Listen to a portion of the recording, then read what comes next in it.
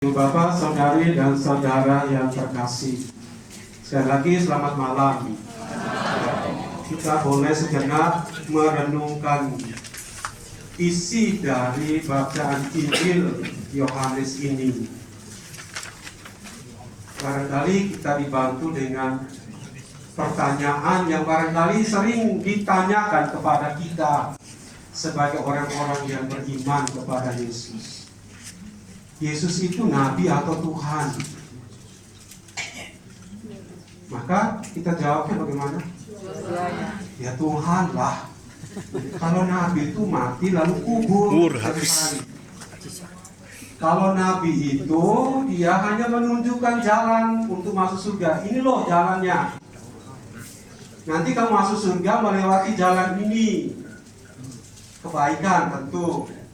Tetapi dalam Injil Yohanes malam ini kita dengar, aku ini adalah jalan, bukan itu, tapi aku ini adalah jalan kebenaran dan kehidupan. Maka jelas kita bisa mempertanggungjawabkan iman kita. Yesus tidak nabi, dia bahkan lebih dari nabi, yaitu Tuhan itu sendiri. Jangan hilang akal orang tanya begitu. Ya, selanjutnya kalau kamu tanya, coba tunjukkan. Yesus pernah mengatakan dia Tuhan, di mana? Coba tunjukkan. Coba.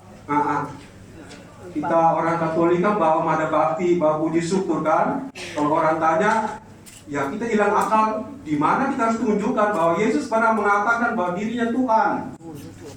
Buka Injil Yohanes bab 13 ayat 13. Di sana Yesus mengatakan, kamu menyebut aku guru dan Tuhan, dan katamu itu benar. Aku adalah guru dan Tuhan. Itu dari mulut Yesus sendiri. Ya, kalau kita memberi alasan lebih kuat lagi, siapa sih yang mengaku Yesus Tuhan? Ya, orang yang disalibkan bersama dengan Yesus. Yesus, ingatlah akan aku jika engkau datang sebagai Raja. Siapa lagi? Kepala pasukan yang menyaksikan kematian Yesus, yang berseru, sungguh dia ini adalah Anak Allah. Satu lagi contoh, banyak sekali perikop yang mengatakan bahwa Yesus itu Tuhan. Yang terakhir, ketika dia menampakkan diri kepada Petrus dan teman-temannya ketika mereka gagal mencari ikan semalaman, lalu Yesus datang minta lauk pauk. Nah, kalau minta lauk pauk itu tuh pasti akan dimakan. Masa roh minta makanan? Gak mungkin kan? Roh dan badan. Maka Yesus itu Tuhan karena dia mengalahkan hukum alam. Dia bangkit dengan tubuh dan rohnya, maka dia adalah Tuhan. Dan kemudian kalimat dari mana itu? Dari Yohanes sendiri yang bersama dengan Petrus. Ketika mereka ikut apa yang diperintahkan oleh Yesus, menebarkan jalan lagi sebelah kanan, lalu mereka mendapatkan banyak ikan. Lalu kemudian karena ada mujizat itu, lalu Yohanes, murid kesayangan yang menulis Injil yang tadi kita baru dengar bacaannya itu, mengatakan itu Tuhan. Jadi Bapak Ibu, Injil hari ini yang barusan kita baca itu maksudnya adalah apa? Harus semakin kuat percaya kepada Tuhan Yesus yang adalah Tuhan, bukan hanya Nabi. Karena dia mengatakan, aku inilah jalan, kebenaran, dan kehidupan. Itu poin yang pertama. Jangan goyah iman. Yang kedua, jangan gelisah, jangan cemas. Karena di rumah Bapakku ada banyak tempat tinggal. Nah, kalau Yesus bilang tempat tinggal itu bukan berarti nanti sana ada kawin dan dikawinkan. Tidak ada permaisuri, tidak ada bidadari di surga. Karena kita sudah menjadi manusia anak Allah. Kedagingan kita itu sudah diubah dalam keabadian. hidup seperti Allah, bersama dengan Allah. Jadi konsep surga menurut kita itu seperti itu. Lalu apa kesimpulan kita? Apa yang harus kita imani? Ya, Yesus bilang jangan gelisah. Itu artinya apa? Penderitaan, kegagalan, kematian itu jangan membuat kita putus iman, harap, dan cinta. Ya. Santo Agustinus mengatakan inilah ajaran Katolik iman Kristen yang mengajarkan bahwa perjalanan hidup kita itu menuju kepada kebahagiaan yang dia sebut dengan visio beatifika.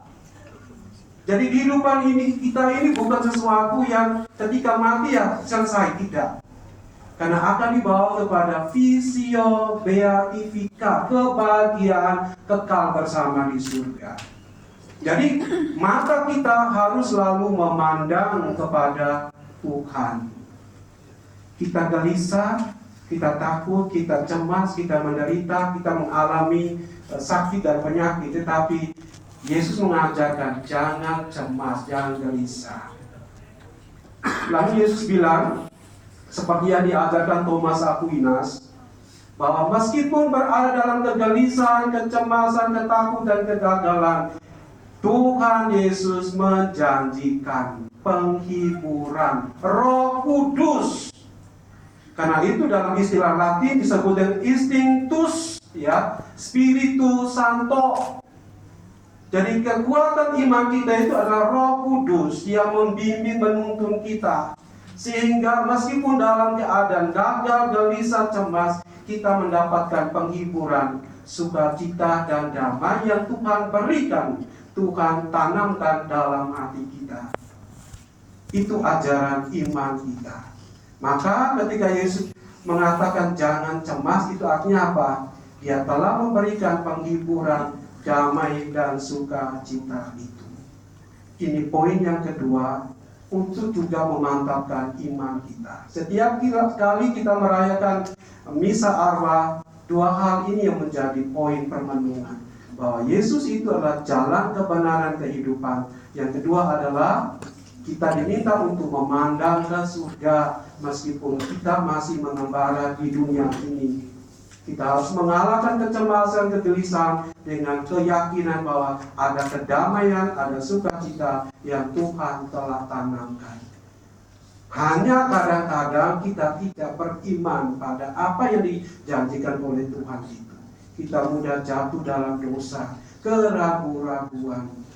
Karena itu pada Injil Yohanes dikatakan, damai sukacita itu seperti seorang pedagang, ya, yang menjual segala miliknya ketika dia menemukan mutiara yang terindah. Apa itu mutiara terindah?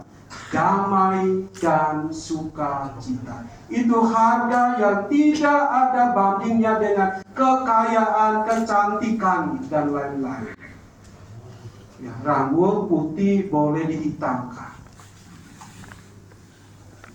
Setelah hitam, bosan, kemudian dicat lagi merah. Setelah merah, bosan, dicat lagi warna ungu, dan lain-lain. Bosan terus-menerus. Itu pertanda bahwa kita belum menemukan mutiara yang terindah yang kita harus cari. Ya. Setelah memiliki satu mobil, maunya dua mobil, dan seterusnya. Menumpuk kekayaan. Oke, karena kita masih memiliki kedagingan. Tapi hendaklah semua itu kita anggap sebagai sarana yang membawa kita kepada beatifika, kebahagiaan kekal itu, dengan menjual segala milik kita untuk mendapatkan sukacita. Percuma memiliki tempat tidur yang luas tapi tidur tidak nyenyak. Kenapa? Tidak ada kedamaian dan sukacita. Punya kekayaan tetapi kita hanya menggunakan ya papan yang berukuran berapa? 1x2. Memiliki banyak tanah tapi kita hanya butuh bagi yang dikuburkan 1 meter kali 2. Kalau dikremasi kita hanya butuh 1 kalet. Karena itu jangan cemas gelisah hatimu, artinya apa? Carilah sukacita dan damai, hidupkanlah sukacita itu dalam hati. Jangan gelisah, jangan cemas. Amin.